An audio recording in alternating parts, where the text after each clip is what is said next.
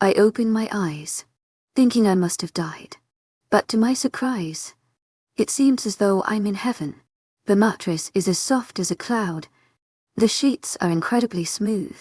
Yet the pain that radiates from where the bullet hit me tells me I'm very much alive and not far from death. 46. A bad decision Elise will I open my eyes. I'm sure Im died.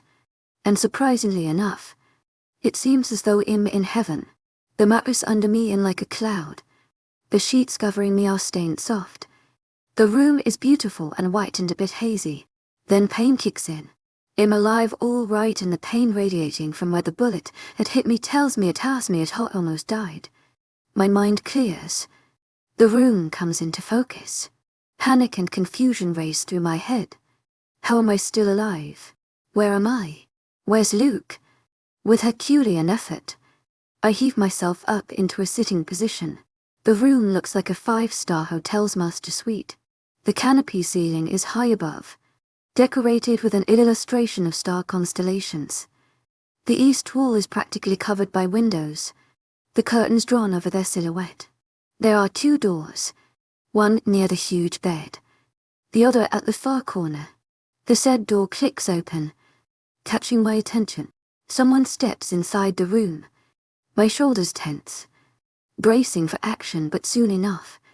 To my agent extraordinaire, me.丨heartfelt thanks for your unfailing patience, enthusiasm. Intoxicating scent of coffee and pine trees hovers towards me. Luciazu, Luke. Anticipation leaks in my voice. As I stupidly try to get up, his head snaps in my direction. His dark, stormy blue eyes focus on mine. His shoulders rise as if he is holding his breath. Eyes wide a fraction. The air is so heavy, almost palpable with tension. Elise, something in the air snaps. Then tension falls down on me like a heavy blanket. The next moment his hands are on my shoulders, holding me back so I can't. Whatever emotion was on his face moments ago gone as if it was just my imagination. To my agent extraordinaire, me.丨heartfelt thanks for your unfailing patience, enthusiasm. His voice tells you're wound, is still healing. In quick, precise movements, he adjusts to pillows behind my back, carefully leaning me against them. I take in his profile, the creaseless grey suit he is wearing, his perfectly brushed hair, freshly shaved stubble, but the shadows under his red eyes tell me what I need to know. Luke? Why, how am I still? The question hangs heavy in the air. Even if I had my werewolf strength, a silver bullet would have been lethal for me. An Omega. It's impossible that Im's still alive. Luke sits down in front of me, staring thoughtfully at my face, almost as if trying to believe I'm sitting right here. You were asleep for 3 days, he says quietly. My eyes widen. 3 days. I've taken a silver bullet. Been unconscious for 3 days and I still survived. How do you feel? Luke touches his hand to my cheek. I jump away from him due to sheer surprise. My cheek tingles as if someone's just electrocuted my skin. The confusion in my head only thickens further. Luke has touched me before, and though it feels amazing, it doesn't make me feel like stars are erupting across my skin. That's just not right. I see a flash of emotion cross Luke's face, almost like rejection, but he draws his hand back, his face unreadable as he stands up from the bed and walks to the dresser. Luke holds out a small mirror for me. Hesitantly, I take it a look at my reflection. My cheekbones have hollowed out. My lips are champed, and my skin pale like a sheet. Otherwise I look like myself. Hazel eyes wide and bright. Golden brown hair tumbling down my shoulders to the middle of my back. Luke guides my hand. Super, nebulous burst where his skin touches mine. But I focus on the reflection in the mirror as it lowers. Breath hitches in my throat. My eyes widen. Someone has robbed the breath from my lungs and my life from my limbs. To my agent extraordinaire, me.丨heartfelt thanks for your unfailing patience, enthusiasm. At the junction of my neck and shoulder, a puncture wound has faded, leaving behind something disturbingly well known. A mark, When a lycanthrope is marked, his wolf isn't just living for himself, but also for his mate. Legends and stories tell over and over again the tales of lycanthropes surviving what would have been fatal wounds because of the presence of their mates. I turned my wide, terrified eyes to Luke's impassive face. Tell me I hit my head. My throat suddenly feels parched. Tell me I'm hallucinating. You didn't hit your head. Luke says, his voice hard and clear. I caught you before you could fall. My organs suddenly start working again. Too efficient this time. My heart pumps madly in my chest, trying to break out of my ribcage. My breath comes out short and ragged, panic rising like chilling water in my head, numbing my senses. I push my hair back from my forehead, a sweat breaks over my brow. Luke tries to pull my hand away. Calm down. I don't touch me. I break away from him. Never had I thought it'd see the day when Alpha Luke Winters, the most dominating and strong, willed person to roam this earth, flinches. Because of me. My wrist tingles where HED held it. I resist the urge to rub away that feeling. Tears well up in my eyes. Frustration and guilt hold my heart in a fist. My chest rises and falls rapidly. The pain from my abdomen suddenly numb in the wake of a new agony. One that's making is too hard to breathe. Realization hits me like a brick in the face. In feeling Luke's pain. Oh my moon. Oh my moon. What has he done? You should have just let me die. I choke out, holding my head in my hands, blocking out most of his emotions. A low growl reaches my ears. Don't say that again. I snap my eyes down, my own blurry with tears of frustration and anger. Was this what we had fought? I demand. What about all your promises, Luke? Were they for nothing? Tears race down my cheeks, but I don't move my steady eyes from his unreadable face. Luke leans forward and brushes the tears away from my cheeks. I hate myself for wanting to give in to his touch. I hate that its effect on me is only stronger now. You said you love me, he says softly. I push his hand away. I was dying. People say stupid stuff when they're dying. I sense the tension in his frame, the storm in his eyes ready to devour me whole. You didn't mean it. My shoulders slump in defeat. My feral expression slips away to give way for the helplessness welled inside. I did. I whisper, afraid of saying the words aloud. I do. Then what's the problem? Luke asks. You have my mark now. There's nothing standing between us anymore. I want to rip my hair off my head. What about the pack? They know we're not mate. What if someday your real mate comes in front of us? Or my real mate? What will we do then? This is wrong. So bloody wrong. You should have just let me. Something warm presses against my lips. Not a finger this time. A million burning flames heat up my face. Luke pulls away, creating an inch of space between our lips. Shut up. He puts his forehead against mine. Eyes closed. Do you have any idea what it was like to see the shine fading from your eyes? To carry your bloody, limp body in the mansion at the finish line? To look at you on that bed, not chattering my ears off, not complaining. He presses his lips to the corner of my mouth, almost sighing into the kiss. I would all set the world on fire if that's what it took to have you back. I swallow the lump in my throat, try to force my heart to stop beating so fast and hold on to the remains of my morals and logic. That doesn't change anything. Luke. Luke opens his eyes, almost challenging. The words that come out of his mouth tell me I've definitely hit my head somewhere. You're my mate. I blink, my features contort in confusion. What? I should have told you before. He says you should have told me before. I don't. Words stop making sense. The night I shifted, even when I told you to stay away, you came to me. I nod blatantly. I told you I would rip apart anything in reach, but I didn't hurt you. I remember it clearly. I remember knowing somewhere in my heart that he wouldn't hurt me. A few centuries ago, lycanthropes lived in their animal form for the most part. They couldn't sense their mates in human state. Luke says, tracing his fingers along my cheeks. Since I was shoved back to that primal state, I need to be in my lichen form to find my mate. And until I mark her, neither of us would feel anything in human form. But you said, I struggle with my words. You will hurt anyone and anything. Luke stares at me like a teacher stares at a hopeless student. Anyone, anything except my mate. Everything clicks in place. His travels in the past 5 years. Training with packs. All the other pack leaders must be allowed him to shift in a dungeon maybe. Tied with that chain. Maybe some other way. And try to see if he can sense his mate. You words betray me once again, my mate. My escape. The man I always thought of as a way to run from my pack. A chance of new life, and yet a man I wanted to be true to. KO Aras words from long ago echo in my head. You will find your mate after you fall in love. Luke Winters. The man I fell in love with despite my every effort not to.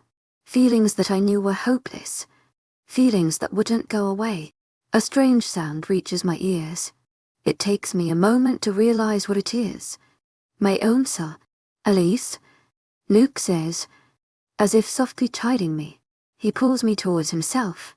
His arms warm around me. Hazel. Why are you crying? I'm not crying. I lie. Hiding my face in his chest, my eyes are sweating. This was the stupidest plot twist. And I know you're a bastard, but thank you. Thank you and thank you a million times. We sit in silence. My small frame cradled in his arms. Neither of us say anything, as if exhausted by words. The tears stop. The confusion and panic clear away, leaving a strange serenity in their place. I take a deep, soothing breath, relishing the scent of pine trees and coffee. Luke's scent. My mate's scent. Luke presses a kiss to my hair. His voice is soft as 3 little words caress my ears. I love you. And finally, those words belong to me. A laugh bubbles past my lips, happier and lighter than it's been in ages. I look up and brush away the tear streaks on my face. A smile on my lips. A bad decision. Really? Please comment and vote. 46.5 Wait for me. Hello my lovely readers. This is the first rewrite chapter. Not really a rewrite though. More like a bonus chapter. Anyways, this probably has more fluff than the whole book combined. I hope you don't mind that. 46. 5 Wait for me. Luke. I held up a piece of paper, running my eyes over the words, satisfied with how it turned out. I folded it and put it in an envelope, tossing the envelope over a stack of others. The lights lit up the office brightly even though it was pitch black outside. I picked up my pen again, going down to write another letter to one of the alphas who hadn't participated in the hunt. I figured it'll be best if I just write them personally, keeping in mind the temperament of everyone I was writing to accommodate Pax. Another one goes by. Then another. After putting yet another letter in an envelope, I lean back in my chair, rubbing my eyes. My eyes stay closed even when my hand falls away. Just a few more. Then maybe I can review that ceremony details folder. Then a quick glance at the New York HQ location. Slowly, darkness closes in on my conscious, the silence of the office encouraging the natural shutdown of my body. I was walking through a hallway. Looking around, I saw blurry portraits hanging from the walls. It was dark. The single gas lamp on the wall made a yellowish glow. The sound of my shoes on the marble floor echoed in the silence as I walked forward. Though I was moving, the lamp and the portraits remained in the same place, as if moving with me. That's when I caught it. An intoxicating scent that made the beast howl, rattled the chains of restraint I had on him, struggling to come out and find the source. For the first time in my life, I found myself in agreement with this animal, quickening my steps to find the source of this divine scent. At the end of the hallway, I catch sight of someone's golden brown hair. She sees me coming. Wide hazel eyes meet mine and my heart beats harder in my chest. A gasp reaches me. Then she turns around and the sound of fast footsteps echoes as she starts running. Hey, wait. I call after her, my own feet starting forward. The hallway starts winding, curling and spiraling. Yet no matter how fast I run, I can't see her. My heart is beating harder for a different reason. I can still hear her footsteps, running from me. Her name comes to me in a flash. Recognition fills my mind. To my agent extraordinaire, me.丨 Heartfelt thanks for your unfading patience, enthusiasm. Desperation taints my voice, Elise. Wait. I call out again, but it comes out wrong. Like the snarl of an animal, my next step hinders. The clinking of chains reaches me. My head snaps down to the shackles on my feet. I try to reach for them, but my hands stop. Heavy manacles weight them down. I look up, finding the hallway disappeared and replaced by a place I recognize all too well. The basement made almost 2 miles from our pack house. To contain me. Wait. I call out. The beast hasn't taken over me. My own voice echoes. I'm trying and failing to catch my breath. I shout. The chains on my arms threaten to make me fall on my knees due to the weight Casper. I look up. My eyes lock on the door where I see them. Pity marring their faces. My throat burns from the air that rapidly leaves and enters through my mouth. Why can't they understand me? My desperate gaze lands on my hands, on me to still right there. The lethal claws of a beast enter my vision. I wake up with a start. My eyes dart over my surroundings. A desk. Bookshelves. A lot of papers. The smell of ink. My office. I lean back in my chair, running a hand over my face as my senses come back to me. Damn it. Winters. I let out a harsh breath. Get over it already. I don't usually remember the things that happen when I shift, but sometimes the memory comes back to me. I'm still evening at my breaths when the door knocks. Come in. Picking up the pen again, the door clicks open and someone peeks in. I look up and my eyes meet familiar Hazel ones. Hi. Hazel offers me a smile before coming inside. You're still awake. Casting her a quick glance before turning my eyes to the paper in front of me. The scent of gardenia flowers and rain reaches me, calming my raging nerves. So are you, she says. I hear her footsteps approaching rather than running away. I resist giving my head a shake. I need to stop letting this get to me. I just have some work to do. My voice holding practice. Calm. You should sleep. To my agent extraordinaire, me.丨Wolf. Heartfelt thanks for your unfading patience, enthusiasm. You still need rest. She only hums in response.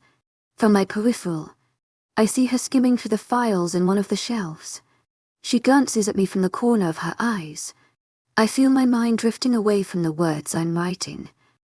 I turn my face to her and raise an eyebrow in question. She simply shakes her head with an upward tug of her lips. Then Hazel pulls out a file folder from the shelf. You probably have to review this, don't you? Holding it up, the file for the ceremony details. I nod. Yeah. I'm going to do that now, since I can't find it in me to find any sincerity to put in letters anymore. And then some research on the New York HQ. I stretch my arms. That's why I said you should sleep. I'm probably going to be awake all night. I prepare myself to tackle her insistence. But surprisingly, it doesn't come. To my agent extraordinaire, me.丨Wolf. Heartfelt thanks for your unfailing patience, enthusiasm. I turn my chair around to face her, completely okay. A small laugh escapes her as she walks over to my desk. Have I really made my impression as someone who always argues? I hold back a smile. Pretty much, yes.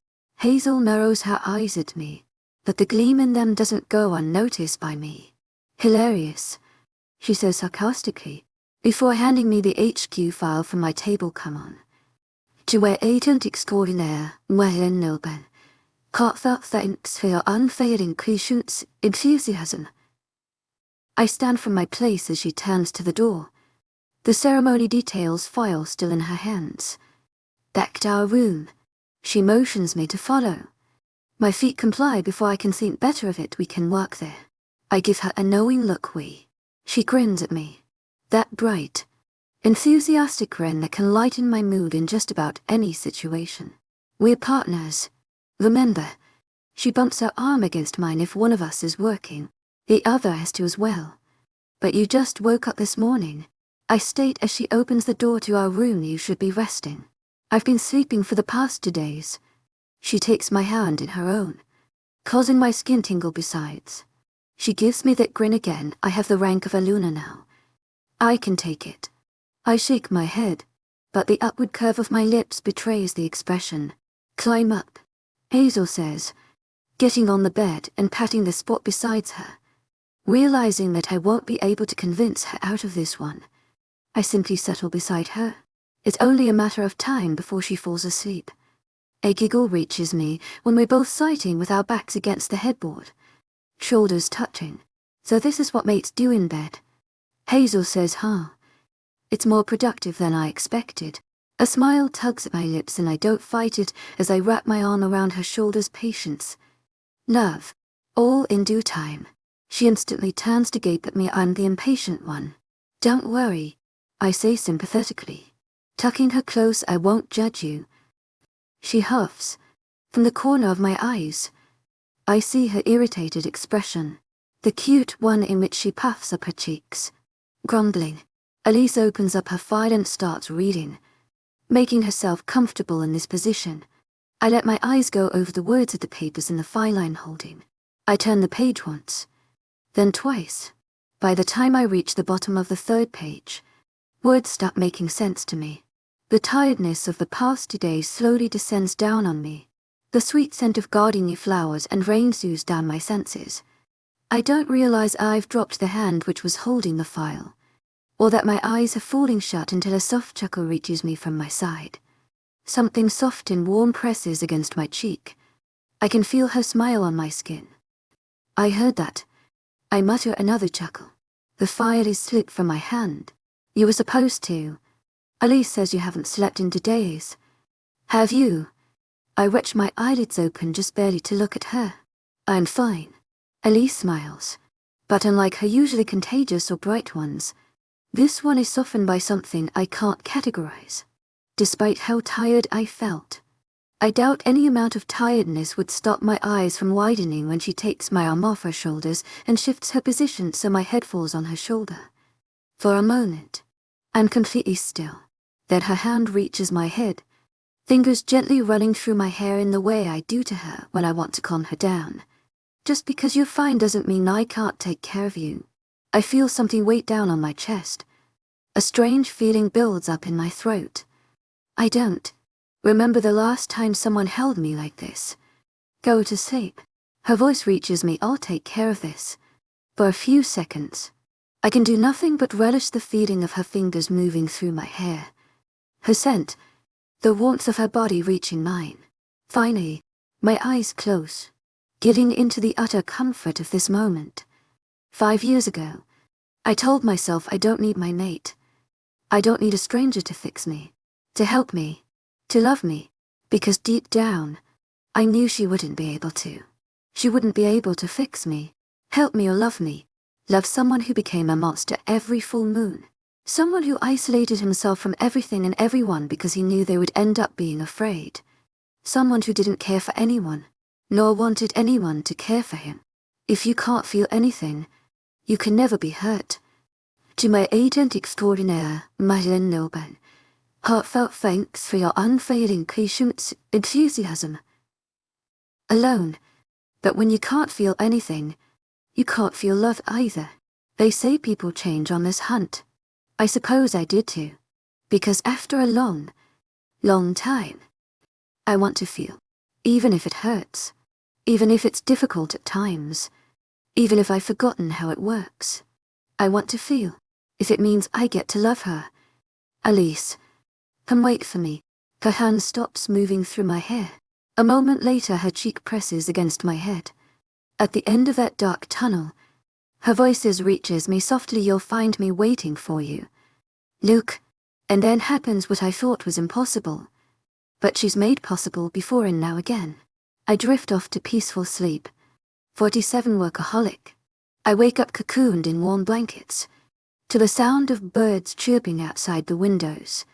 Arching my back, I stretch my arms and legs, relaxing back with a sigh before my hand reaches out for the warm body that should be next to me, only to come up short.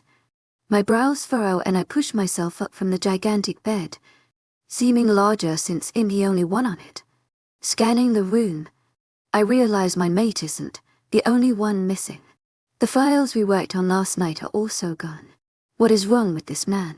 I groan and collapse back on the bed. Did he even have breakfast? Or did he start working again just as he woke up? I've got to find a workaholic man of mine. My mind made up. I quickly get dressed in fresh clothes and leave the room, determined to go to his office and tell him. I falter in my steps, because the most amazing smell reaches me. Pancakes. To wildest extraordinaire, me.丨Wolf. Heartfelt thanks for your unfading patience, enthusiasm. How, when? I need to find out. So I take a 180-degree turn and go towards the kitchen on this floor Luke told me about. But when I reach there, what I see makes me gape open-mouthed at the sight. Luke turns his gaze to me for one moment before flipping a pancake. You're up earlier than I thought. Are you? A surprised breath of laughter escapes me. You're making breakfast. Luke turns the stove off and sets down the plate of pancakes on an already loaded table. What? His lips dug into a smile at my expression. Coming in my direction, you thought I couldn't. I didn't expect it, I admit, grinning as he takes my hand and leads me to the table. You were always breathing down my neck to make you breakfast back at the pack, so I'm surprised. That was part of your training. Luke pulls out a chair for me. I was supposed to discipline you. I snort as the memories come back to me. All so distant now. You failed miserably, I say as he takes the seat next to mine. I never said I tried very hard. Luke shrugs, putting 3 pancakes on a plate and setting it in front of me. Didn't you? I glance at him from the corner of my eyes before I grab the syrup and pour it over my plate. A small sheepish smile tugs at his lips. It was more of a petty revenge. I fake a gasp, crossing my arms as I turn to him. What are you? A 10-year-old. You pissed me off. Luke holds up his hands in surrender. I pissed you off. I poke his arm. Not that immoral guard of yours. He did too. Luke nods. That's why I fired him. My eyes widen. You did. Come to think of it, I never saw that guy around the pack. To my agent extraordinaire, me.丨Wolf. Heartfelt thanks for your unfading patience, enthusiasm. Luke shrugs a shoulder. He was from the last pack I visited. Apparently, his alpha had a way of showing companionship by sending one of his warriors to our pack with me. But he got himself fired before we could make it. I nod, processing this information. Go ahead. Luke hands me a fork and knife. Try it. I take the fork and leave from him. An excited grin takes over my lips as I stare at the most perfect pancakes ever made. I take the first bite, making a dramatic show of gauging the taste. I turn to Luke, who's watching me with a glint of anticipation in his stormy eyes. He probes. I shake my head in disappointed. Luke. The look on his face is almost comical, a mixture of confusion and worry sprinkled with mortification. A cackling laugh bubbles past my lips. Seriously. Why haven't you ever cooked for me before? It's delicious. An all too familiar scowl reaches his face, but the relief in his gaze is unmistakable. That was just cruel. To my agent extraordinaire, me.丨Wolf. Heartfelt thanks for your unfading patience, enthusiasm. He clicks his tongue, making a man feel mortified in front of the girl he loves. I choke on my food. What? Luke hands me a glass of water. I gulp it down as his lips curve in a lazy smirk. The girl I love. My soulmate. The only one I'm ever cooking for. He draws out. Meaning you. I try to keep a straight face but fail miserably when a smile fights its way on my face. Where did you pick all the lines from? I'm just saying what comes in mind when I think of you, Luke says. My heart flips at the sincerity in his voice, smiling that ridiculous smile again. I take another bite of my breakfast, sighing in happiness. Aren't you going to eat? I ask him. Luke promptly leans forward, eyeing the fork in my hand.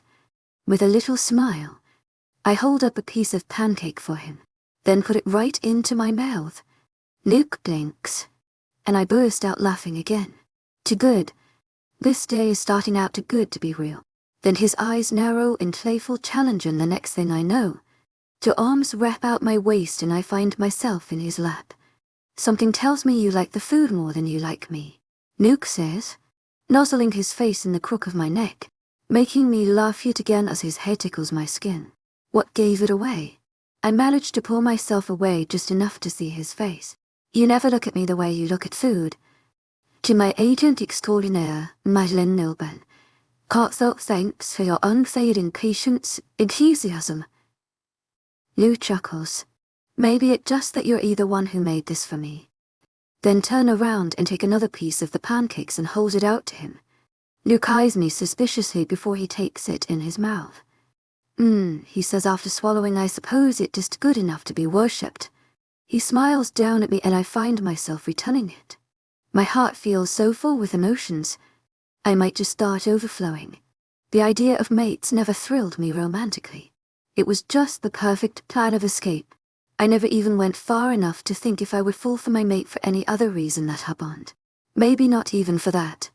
Now as I sit in this kitchen, eating food that someone made specially for me, a strange sort of warmth spreads through me, the kind that I haven't felt never before. Like the warm shower of sunshine after a long winter. I reach up and press a soft kiss to his lips. Thank you. I say softly thank you for the lovely surprise. His own lips curve upward in a smile that's been showing up more and more often. A smile that has somehow gathered everything I love in one place. Luke takes my hand in his and brushes a kiss to my knuckles. You don't have to thank me. 48 said in his ways. I knock at the office's door. A moment later, I crack it open and peek my head inside. Luke looks up from my HE's working at his table. Did I disturb you? I smile at him. Luke shakes his head. Come in. I slip inside and close the door behind. It's been a while since breakfast, and now that I'm tired after reading books in the library, I decided I should do something else. What are you doing? Perching myself on his desk. Something boring, Luke says with a sigh. He glances up at me when I'd rather be doing something else. My brows raise. Along with the corner of my mouth. Pity you have to keep working. He sighs again. I lean forward to inspect the file, looking more like a calendar where there's a note under each date, and Luke is filling up the rest. Anything I can help with. I'm afraid I have to suffer through this one alone. Luke says. His eyes flicker to me yet again. Did you call your mom? Yup. I nod. She wants me to come back as soon as possible. This time, Luke closes the file and sets it aside, turning in his chair to face me fully. Did you tell her? I bite my bottom lip and shake my head. I figured it would be easier to explain if I just tell her in person. Luke lets out a breath, leaning back in his chair. I furrow my brows. I thought he'd want me to tell her as soon as possible. Noticing my confusion, Luke takes my hands in both on his. My heart rate doubles by the small contact, but I do my very best to keep my head. Elise, keep an open mind about what I'm going to tell you, Luke says. His voice is as hard as always, but I notice the pinch of concern in it. Okay. I nod at him calmly. We can't let anyone know about us. He holds my hands tighter. Not until I officially become Alpha Supreme. Not until we move to the New York HQ. Why my face is all angles of confusion. A shadow crosses his face. If anyone found out about you, it won't take them long to plan something to get to me. Get to you for what? In the new leader. Not even official. Luke says there are countless people probably planning assassinations right now. I stare at him, mind running a million miles per second. Luke searches my face, looking for a hint of what I'm thinking. Considering the way his grip tightens a notch, I think he comes up short. I shrug. The look of pure surprise on his face makes a laugh bubble from my lips. To my agent extraordinaire, me.丨Wolf, heartfelt thanks for your unfailing patience, enthusiasm. So we can't make it public just yet. I grin at him, eyes crinkling in amusement. It's only for like what? 1 week. Luke flashes me a small smile, the relief on his face barely readable but definitely there. He presses a kiss to either of my hands. I thought you would insist that you can keep yourself safe. He says I can. Winters. Raising my chin, but I'd rather not look over my shoulder every 10 seconds to make sure no one is stalking me for taking me hostage. Thank you for understanding. To my agent extraordinaire, me.丨Wolf, heartfelt thanks for your unfailing patience, enthusiasm. You don't have to thank me. I wink at him, Then a sudden thought crosses my head. What about this though? Tightening my head to expose the mark on my neck. Luke presses, his lips in a line. His brows already furrowed in dislike as he says we can hide it. I put on a thinking expression. They're not turtlenecks and a boatload of perfume. I got it. Luke shakes his head. That won't work. To my agent extraordinaire, me.丨heartfelt thanks for your unfading patience, enthusiasm. The change is in your very scent. Your aura. It's not that simple. Then what? Luke seems to be debating if he absolutely had to say what's in his mind, KO or rock and mask it. No way. My nose crinkles at just the thought. I don't want to mask it. And her spells sting pretty bad from what I remember. She's our best option. Luke sighs. Believe me when I say he looked for other solutions for the situation. She's the only witch capable of anything close to masking a mark. My teeth graze my bottom lip again. Brows pulled together in thought. Well, I can handle a bit of a sting, and it's not like I want an inexperienced witch to turn me into a toad by accident. After a few moments of awkward silence, I finally make a face at him. This relationship better be worth doing all this for. Luke leans forward, brushing his fingers along my jaw, trailing towards my neck. Over the mark. The storm in his dark eyes gravitates towards my wide eyes. He flashes me a smirk, showing a hinting of G-list drink A9s. I wouldn't doubt that. He stands up from his chair, face coming dangerously close to mine, and I hold my breath, frozen in anticipation. He reaches around me and grabs a file. With a smirk loaded with mirth and haughtiness, Luke leans back and opens the file. The pen in it tells me HE's been working on it. I gape at him. That bloody bastard. Something the matter. To my agent extraordinaire, me.丨heartfelt thanks for your unfading patience, enthusiasm. Luke raises an eyebrow, giving me a fleeting glance before looking at his file again. You look flustered. Not at all. I narrow my eyes at him. His lips quirk up. Would I believe you? I will my thoughts to shift from plotting revenge and towards the newly acquired file. The title catches my attention. What's this file for? Selecting a day for the execution. I nod. Oh, that's understandable. What? Luke looks at me as if there's nothing wrong with that. The men at the second lodge. They were warriors from Goldstein's pack, sent there to ambush the participants. When we reached this mansion, I found out where they were staying and had some of my men retrieve them. I gape at him. So you're just going to get them killed? They violated the hunt rules. Luke says casually, there's no saying they wouldn't try to avenge the alpha later. Luke, no, excuse me. This isn't their fault. I say vehemently, they were just following orders. Following orders to kill us. Luke points out whatever it was. Luke. My voice softening, they don't deserve this. You want me to send them back to their pack? He asked dispassionately where they would tell their new Luna that Goldstein was planning to attack the participants and got himself killed. Why would that matter? He was the one who did wrong. Zoya Goldstein is as witty as her brother was, if not more. Luke says she's going to use this against us. Just because Alpha Goldstein was a horrible king doesn't mean you have to be like that too. I'm not a king. To my agent extraordinaire, me.丨heartfelt thanks for your unfading patience, enthusiasm. Luke says coolly, leafing through the file. I'm a leader, and I cannot lead those unfaithful to me. I resist the urge to throw my hands in the air. Indeed, Luke Winters is a stubborn man, set in his ways. Luke, would you really kill all those men for being loyal to their alpha? I take his face in my hands, turning it to meet my eyes. His gaze softens as he sets one of his hands atop my nightcap. Just send them back. Maybe not. I say persistently, but it doesn't mean you have to get them executed. That's what they're expecting you to do. If you show them forgiveness, they will be forever grateful. They will be loyal to you. I can almost see the gears in Luke's head moving, his eyes calculating, a storm of thoughts brewing in them. A gleam settles in the deep blue as he cocks his head to a side. Perhaps, he says slowly, I can make his exception this once. I know he has something in mind other than sending them back to their pack, but at least they'll learn.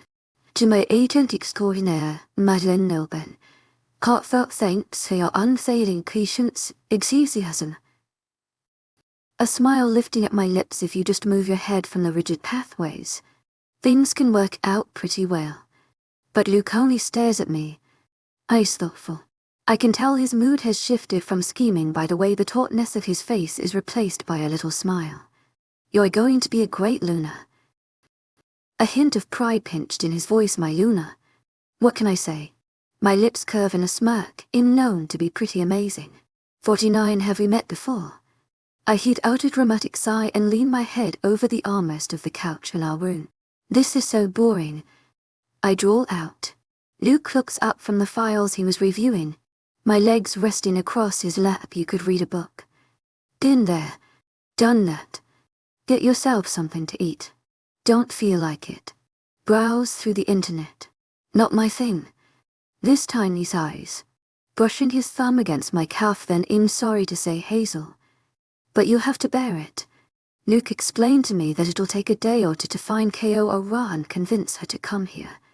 Until then, I can't let any of the other surviving competitors know that Luke and I are mates. Meaning, I have to stay on this floor for another few days. I sit up and pout at him. Are you really sure someone will find out we're mates if I go out? Positive, Luke says, looking a little conflicted at my disappointed face. To my agent extraordinaire, me.丨Wolf, heartfelt thanks for your unfailing patience, enthusiasm. Defeated with the fact that he'll have to stay stuck on this floor until the mark is removed, Luke offers me a nod in sorry. Just for another day or two. I nod back, and then collapse back on the couch. I don't realize I was sleeping until something wakes me up. Pint. My brows furrow and I lift myself up from the bed, not knowing how I ended up here. Pint. My eyes draw towards the windows, which show the dark sky outside. I make my way towards them, pushing the glass panels aside when ouch. A little stone hits me on the forehead. I catch the little weapon and glare down. Who the hell? And curses die on my tongue when I see an all too familiar face looking up at me from the ground. You sleep like the dead. Luke calls to me. What are you doing? I call back, as quiet as I can. In answer, he only opens up his arms, the gesture too obvious. I blink down at my mate Luke. If you want to hold me, you can just come up. He shakes his head. I want you to come down. My heart skips a beat. My eyes widen and a sudden rush of excitement washes over me. You'll be down in a sec. I call down excitedly. No. His voice reaches me in a panicked whisper. Yell. Barely loud enough for me to catch the whole point of staying in was that no one catches your scent. Then what? I furrow my brows. He holds out his arms again. I realize what he means and recoil just at the thought. You're mad. I give him a wide-eyed look. I'm not jumping from here. His shoulders shake in silent laughter. That's about the only thing we have in common. To my agent extraordinaire, me.丨Wolf, heartfelt thanks for your unfailing patience, enthusiasm. I bit down my bottom lip. I want to go. I really do, but it's so far down. But Luke. I growl in frustration and throw the rock in my hand at him. Luke stepped sideways. You better catch me, I warned, contemplating how much it might hurt falling from a 3-story building. I wouldn't worry about that. Luke smirks. I take a deep breath. Here goes. And I jump. Please catch me. Please catch me. Please. The air gets knocked out of my lungs when I land. Strong arms wrap around me. I still can't open my tightly clenched eyes. Got you. Luke chuckles as he starts walking. The shock of the fall dims down and I open my eyes. Looking up at him. Where are we going? Luke meets my eyes, surprising me with an excited grin. Somewhere you'd like. He puts me to my feet once we near the trees surrounding the mansion and takes my hand in his, interlacing our fingers. I take a huge gulp of the mist-kissed air. Slight goosebumps spread on my arms due to the chill and I find my excitement returning. So this is our first date? I ask Luke, almost skipping in my steps as he leads me through the trees. The first of many. He stops for a moment so we can walk side by side. Sure you got what it takes to keep my interest? I wiggle my brows at him. Luke narrows his eyes at me playfully. Is that a challenge? If you're not too afraid. I fire back. Oh, I think you like my thought process. Love. Not a few seconds later, I see the trees starting to give way for a decent earthen road, and on that road... No way. I stop in my tracks. Slack-jawed. A black car stands in the middle of nowhere. Luke pulls out the keys from his pocket and unlocks it. You own a Ferrari, among other things. Luke says, unfazed. As he leads me towards it, I've earned my fair share of fortune during my travels. He turns his eyes to me, lips tugging upward at my expression, impressed already. To my agent extraordinaire, me.丨Heartfelt thanks for your unfading patience, enthusiasm. I snap out of my stupor and grin at him. Though that one hell of a car. It'll take more than just this to impress me. Luke opens my door and sketches an elaborate bow. Allow me to take care of that. I laugh as I slide in and Luke closes the door before going to the driver's seat. So where are we going? I ask him. Somewhere. Luke says as the car roars to life and we start down on the road, realizing he won't tell me. Which I honestly don't mind since I love a good surprise. I settle with how far is it? Luke hums a bit and thought a little far. This might be like a short long drive. Short long drive. I chuckle say, does this road go straight to the destination? Stormy blue eyes flicker to mine. A hint of amusement already gleaming in them. Pretty much, yes. I grin and, theoretically of course. How fast can this thing go? Luke flashes me a grin mirroring mine before we're racing down the road. In the sight of the night. Someone probably wonders why the hell they hear a howling from the woods. The car finally slows to a stop. Still in the middle of nowhere. I brush my hair behind my ears. A wide grin already forming on my face. Turns out, I like short long drives made really short. Luke opens my door and I take his outstretched hand in mine. As close the door behind as he leads me forward. Don't turn into your height and senses yet. Luke says there's switch for that. He nods, just focus on my hand. Not your surroundings. Okay. I tighten my grip on his hand. The rough caluses of his palm brushing against my still relatively soft hands. Close your eyes. I roll my eyes with a laugh and you say in the childish one, just consider it payback for all the things you make me do. You never do anything willingly. I point out. But still. Close my eyes for the heck of it. We walk on for barely a few more minutes. But my nerves are already jumbled up from excitement. Then Luke stops. I feel him lean closer. His lips almost brushing my ear ready. I grin always. Open your eyes. And when I do, they only widen further. I gape open-mouthed at the sigh in front of me, my eyes traveling up and up to the peaks of this surprise. All the way to the highest point of the Ferris wheel. Because Luke Winters took me to a carnival. Oh my goddess. I grab his arm and squeal shrilly enough to make him go deaf. But Luke only laughs like the surprise. I love it. I walk on my toes, grinning excitedly. Then let's make the most of this night. Returning my grin with a smile. But wait. I stop him before he can walk towards it. Won't people recognize us? I thought they do some promoting or something of the hunt participants. No, Luke shakes his head because unlike us, this carnival is arranged by humans. The humans of the town not very far from the mansion. So, I say as we start forward, we can be just you and me here. Just you and me. Luke glances at me from the corner of his eyes. The stormy blue catching my nose. Then let's go. I take his hand and all but start sprinting, quickly covering the remaining distance. The glittering lights and smell of food and chatter of all the people around, combined with the screams and laughter of those at the rides, is already giving me a dopamine rush. I reach up on my toes and press a kiss to Luke's cheek. You're the best mate ever. He raises his brows, a smile playing at his lips. Does that mean you'll go out with me again? Depends on how much food you buy me tonight. I chirp happily, but first, I look around, settling on my first conquest for the night. I turn back to Luke. Mischief dancing across my eyes. How about we raid the shooting court? Luke shakes his head with a snicker as I drag him towards the stall. Will ruin that man's career. Maybe he'll offer something just to get us to leave. I winked that he did. After I almost won everything on display. All the while Luke stood by my side, leaning against the counter. The stall owner not so subtly hinted that he knows the owner of a barbecue place nearby, and he can get his friends free dinner. I was more than ready to take him up on the offer, but Luke said it's fine and dragged me along with a dozen stuffed animals that I'm probably going to go back and give the Omega kids in alpaca away from the stall owner. The poor man looked like he would kiss Luke in gratitude. Where to next? Luke asks me. Let's go check out this barbecue place he mentioned. I say I'm starving. Luke rolls his eyes despite the amusement clear on his face. You're always starving. I slap his arm playfully. Be glad winters. I don't let just anybody buy me food. Oh, I'm overcome with gratitude. Luke laughs. I'll go put these back in the car. You go ahead. Don't be long, I say before walking in the direction the stall owner pointed towards.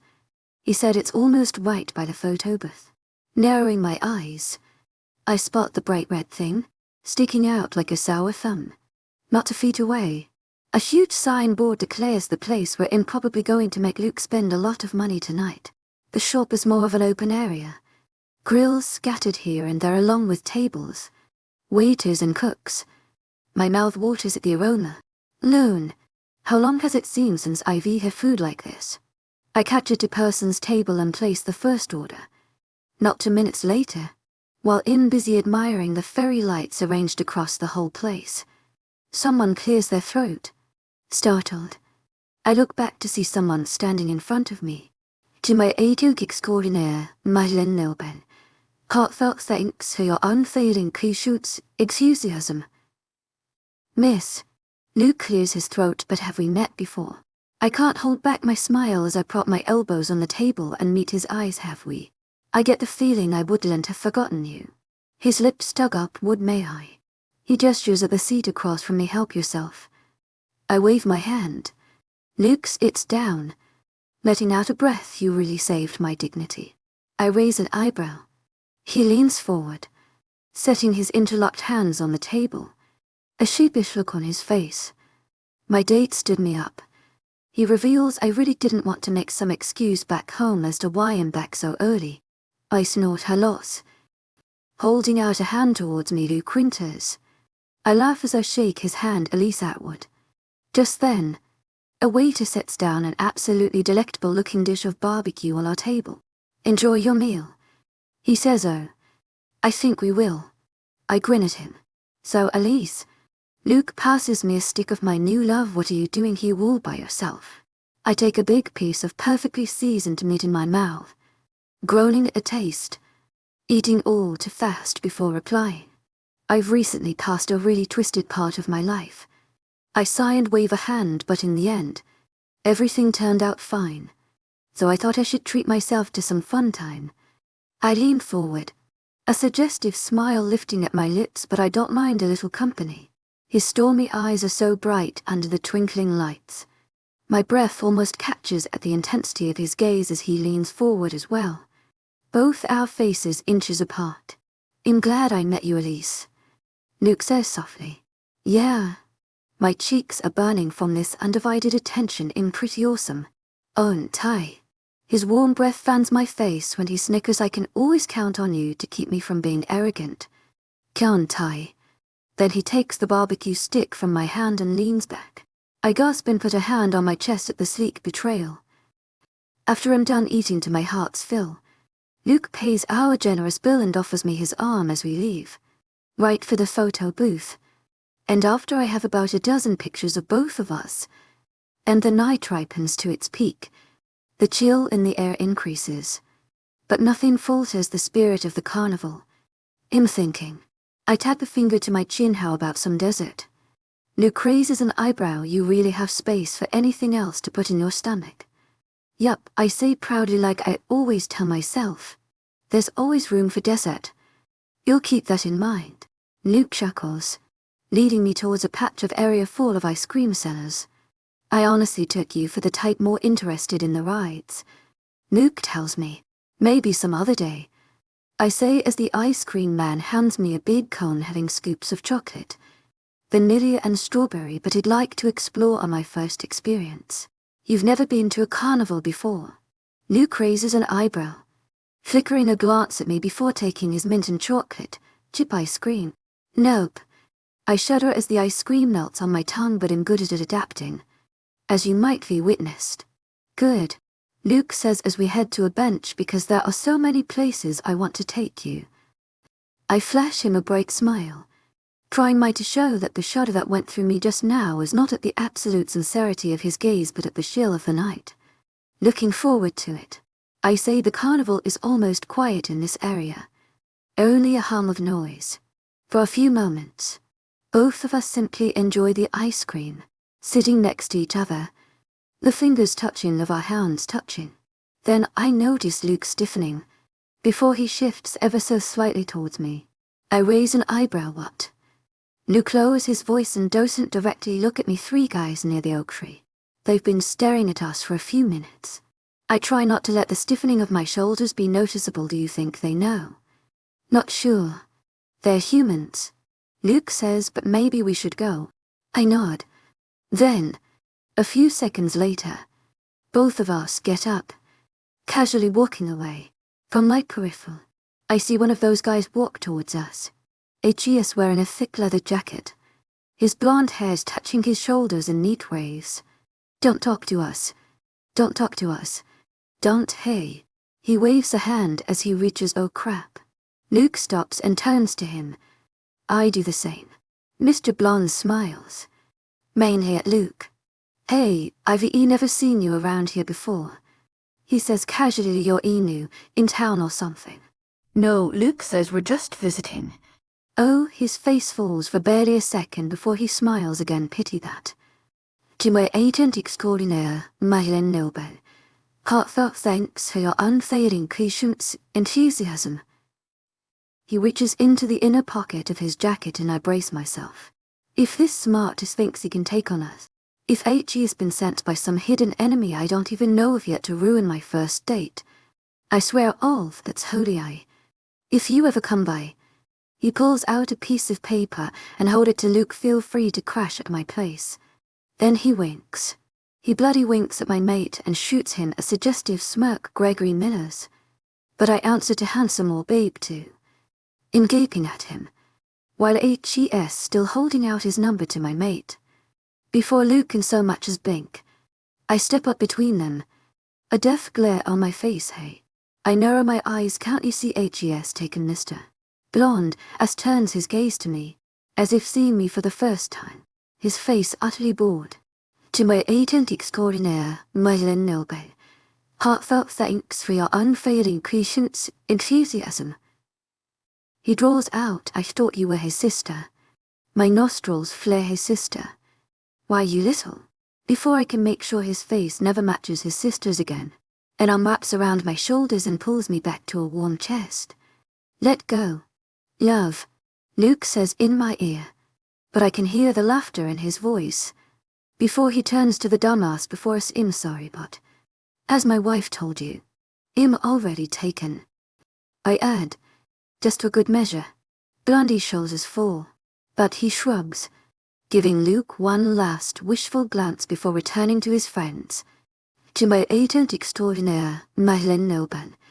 Heartfelt thanks for your unfailing patience, enthusiasm.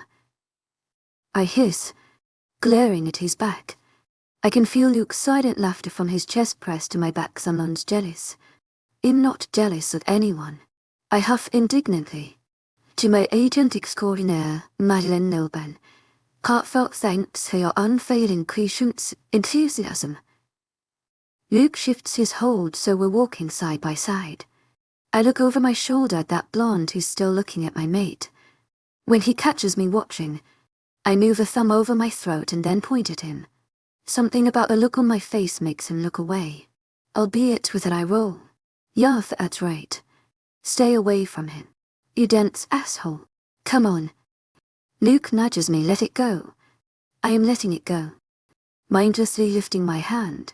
totally forgetting him still holding my half-eaten ice cream and smudging it across my cheek, followed by a yelp of surprise. Luke laughs and I scowl at him, opening my mouth to say something when he leans down, pressing an open-mouthed kiss on my cheek. His warm tongue licks off the ice cream. A low growl rumbles in his chest. His arm tightens around me, pulling me closer to his warmth. That's some good ice cream. Elise. Luke pulls back just enough to say don't waste it. I that. My heart is fluttering like a mad bird. Where's yours? I finished it while you were busy shooting death glares. Luke chuckles. Oh right. To my agent extraordinaire, me.丨heartfelt thanks for your unfailing patience, enthusiasm. Why am I stammering? We weave through the thinning crowd and I manage to calm my heart down and finally finish my ice cream. Ready to call it a night. Luke asks me. I hums in thought. When my eyes are drawn to the thing they were drawn to the moment I saw this place. One more thing. Everything looks miniature from here. I say in awe. From the highest point of the Ferris wheel, the carnival looks like a kid's Wonderland toy set. Then Luke is in agreement. I turn back from the window at my side to see him lean forward, elbows propped on his knees and face resting on a fist, looking directly at me. A laugh escapes me. You're not even watching. I am watching. Luke says what exactly? I cock my head with a smile.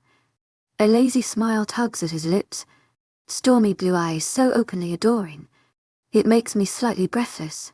A beautiful piece of art. Yeah. My heart is definitely going to outrun itself. This doesn't make sense. I shake my head. Luke cocks his head to one side. What? Even in my fanciest daydreams, I smile sheepishly. I was always alone. In the end, in the big scheme of the world, I was left on my own.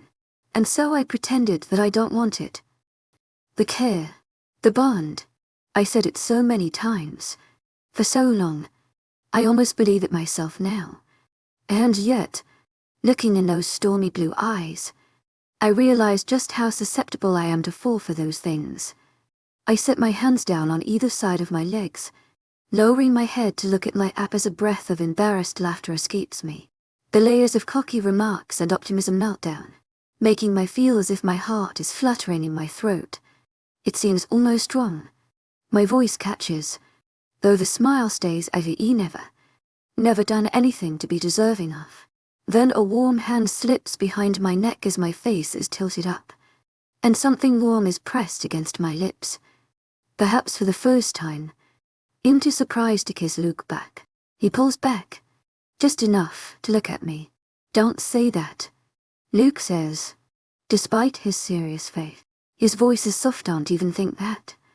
Even when I didn't know about the bond, I loved you. And if someday, somehow, this bond fades away, I'll still love you. The dull sting behind my eyes doesn't stop me from smiling as I put my arms around his neck. I love you too. His own lips curve upward. I take that this date was a success. I laugh as I nod. Yeah. Guess we'll be seeing each other again. And just like that, his lips fall against mine again.